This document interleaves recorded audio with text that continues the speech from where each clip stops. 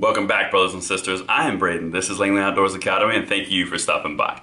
All right, guys, we're still out of pocket, but this is breaking news, and I want to bring this in. This is a video content for the night. California, in a specific city named San Jose, just passed the most extreme gun control measures I've ever seen.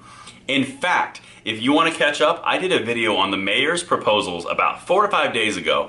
It's in the description box below. You can link it, open it in a separate tab so you can be caught up for what we're about to talk about. Basically, in that video, I said that the procedure that he was putting forward in the gun reform would be one of two things. It would either not go happen or it'd be ruled unconstitutional after it happened. Well, last night they pushed it through on the city council. It's insane. There are 10 steps to this, and they are nuts. The article that we're going to reference is in the description box below. I'm also going to do tomorrow's video on all 10 steps because I can't do both in the same video. But this is some crazy town. There's bad and there's good from this, but let's dive in, okay?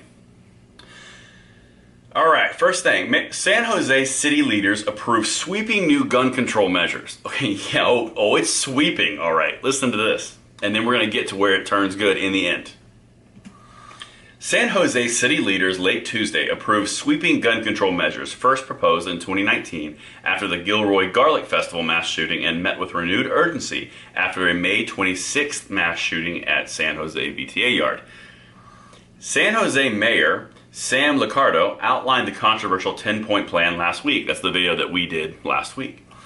It includes a requirement that gun sellers video record every sale, something no city has ever tried to do before. Gee, I wonder why they've never tried to do it. Because it's heavily unconstitutional. No big deal. You know, because that would be like registration. Just saying. Even though it's video form, it's still registration.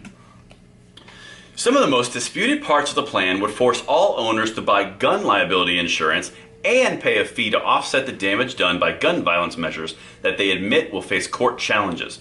But the mayor and other community leaders said they're legal fights they believe they can win. Nope, they will not. And that's where it gets really, really good, because this is going down a road, and if you look nationally, there's a very good trend happening for the right side, the pro 2A side, you know, constitutionalist, that little chestnut. All right, first, San Jose would become the first city in the United States to require every gun owner to have liability insurance for their firearms, said Liccardo. Liability insurance. Insurance for something you're being forced to buy for an existing right that you have the right to. That's gonna be fun. The plan also includes everything from bans on ghost guns and assault-style weapons to gun buyback programs and required video recording of all gun sales, something that's sure to see legal challenges. No kidding. Especially since the assault weapons ban of California was just overturned and is now going through appeals process, which is on its way to the Supreme Court. And that's where we're going on this video. The Supreme Court, the left is pushing way too far in its home areas, and they're getting caught. You've got a lot of issues across the United States that are heading the Supreme Court way, and if they get ruled on, the left's gun control agenda gets knocked out and knocked back 30 years. This is how pivotal the time is we're in right now, because the left is pushing too far, and once they do, legal challenges by certain groups with, honestly, they got a pair on them.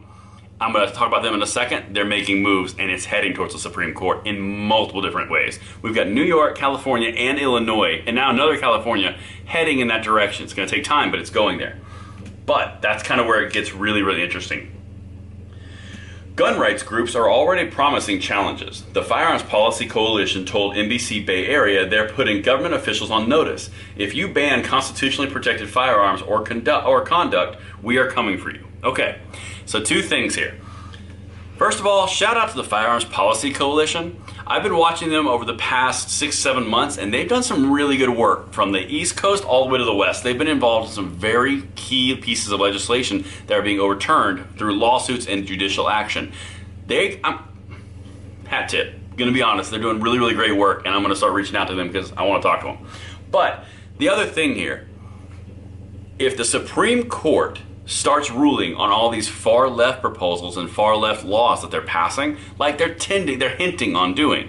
The Supreme Court has already ruled on a Fourth Amendment issue regarding firearms. They've already accepted a case from New York, and like I've done videos on, the left is freaking out about that because it's gonna basically go across all major cities.